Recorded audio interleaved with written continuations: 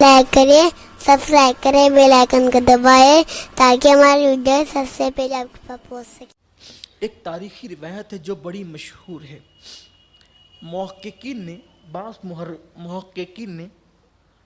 بعض مورخین نے سیرت نگاروں نے اس کی مخالفت کی ہے، اس کے خلاف اپنی تحقیق بیان کی ہے، لیکن ہمارے یہاں اورنگ آباد میں ایک خانقاہ ہے، حضرت نظام الدین اورنگ آبادی کلیمی رحمۃ اللہ علیہ کی، ان کے خلیفہ ہیں حضرت فخر پاک، جن کا مزار بابا قطب الدین بختیار کاکی کے احاطے میں ہے۔ ان کی نسل میں جو مشائخ ہیں انہوں نے کثرت سے اپنے خطبات میں اس کو بیان کیا جو میں بیان کرنے والا ہوں۔ ابھی جو بیان کرنے جا رہا ہوں یہ روایت، میں پہلے کہہ رہا ہوں کہ بعض محققین نے اس کا انکار کیا ہے، لیکن حضرت فخر پاک کی خاندان کے مشائخ جو بڑے علم والے تھے انہوں نے اپنے خطبات میں اس کو بیان کیا ہے، تو میں صرف ناقل کی حیثیت سے، پتہ نہیں کس کی تحقیق صحیح ہے، میں تحقیق میں نہ الجھنا چاہتا ہوں نہ الجھانا چاہتا ہوں، لیکن صرف ناقل کی حیثیت سے حضرت فخر پاک کے ان نبیرہ اور شہزادوں کے حوالے سے بات بیان کرنا چاہتا ہوں کہ ناقل کی حیثیت سے آپ خود ہی فیصلہ کریں، اگر آپ کو صحیح لگے تو قبول کر لیں، نہیں صحیح لگے تو چھوڑ دیں۔ اس لیے کہ کربلا کی بہت سی روایتوں میں محققین میں اختلاف ہیں، کیا بیان کریں کیا چھوڑیں، تو اس وجہ سے میں جہاں جہاں اختلافی بات آ رہی ہے وضاحت کر رہا ہوں کہ جس کو سمجھ میں قبول کرو، جس کو سمجھ میں چھوڑ دو، لیکن جو بات ہو رہی ہے وہ کسی نہ کسی کے حوالے سے ہو رہی ہے۔ امام علی اصغر کا لاشا بیبیوں کے حوالے کیا، حوالے کرنے کے بعد اب امام خود کربلا کے میدان میں جانا چاہتے ہیں، ایسے میں دیکھا کہ دور سے گرد اٹھتی ہوئی نظر آئی، ایسا لگا کہ کوئی آ رہا ہے، اور تھوڑی دیر میں کوئی آنے والا آیا، تو امام نے کہا کہ کون ہو؟ کہا کہ امام میں مدینہ منورہ گیا تھا روضہ رسول کی حاضری کے لیے، اور وہاں پر میں حاضری کے لیے جاتا تھا تو میں دیکھتا تھا کہ ایک شہزادی پردہ نشین ہے، وہ آتی ہے اور روضہ رسول پر کھڑے ہو کر کے دیر تک روتی رہتی، اور رونے کے بعد پھر وہ چلی جاتی ہے۔ کئی دن ایسے ہوا، ایک دن میں نے اس شہزادی کو روتے ہوئے دیکھا تو پوچھا کہ بی بی کون ہے آپ،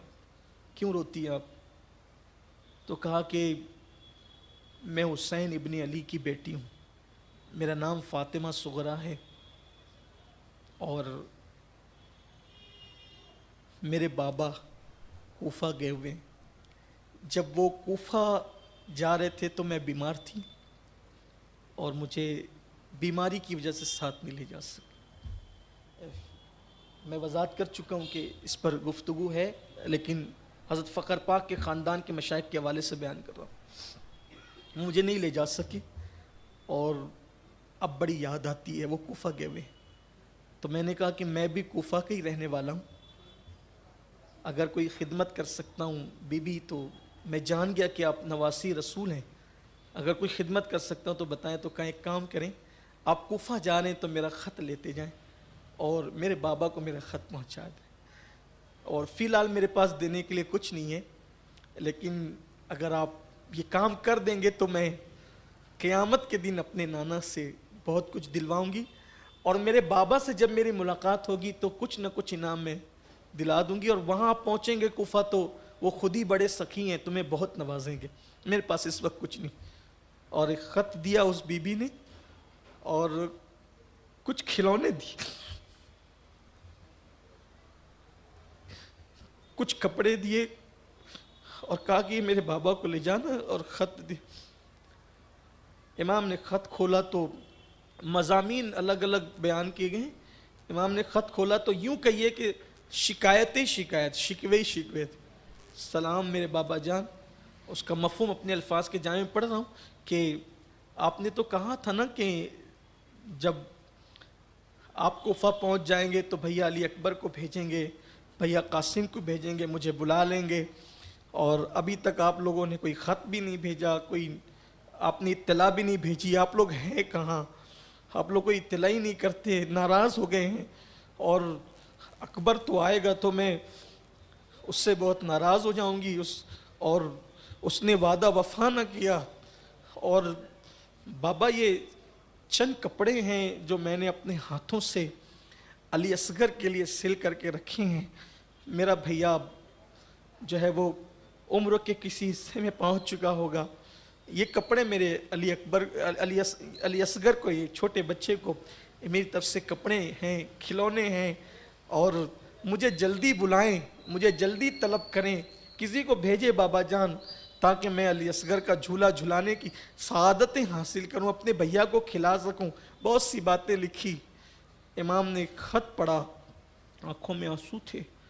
اور فرمانے لگے کہ اے آنے والے تیرا شکریہ، لیکن تجھے پتہ کیسے چلا؟ کہا امام میں کوفہ ہی جا رہا تھا، میں نے ادھر فوج دیکھی تو میں نے رستہ کاٹ لیا کہ کہیں میں پکڑا نہ جاؤں، ادھر آیا تو ادھر آپ سے ملاقات ہو گئی، تو میں جا اللہ تجھے جزا دے، اس وقت تو تجھے دینے کے لیے میرے پاس بظاہر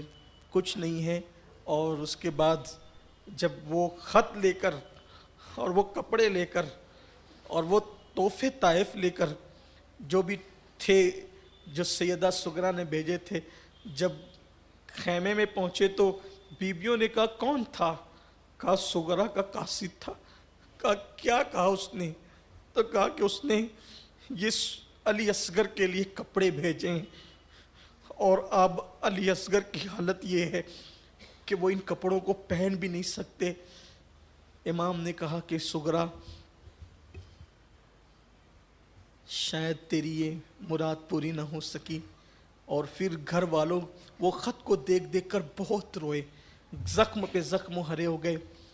ابھی یہی کیفیت تھی کہ امام عرش مقام نے اپنی جانشینی کا امامہ امام زین العابدین کے سر باندھا،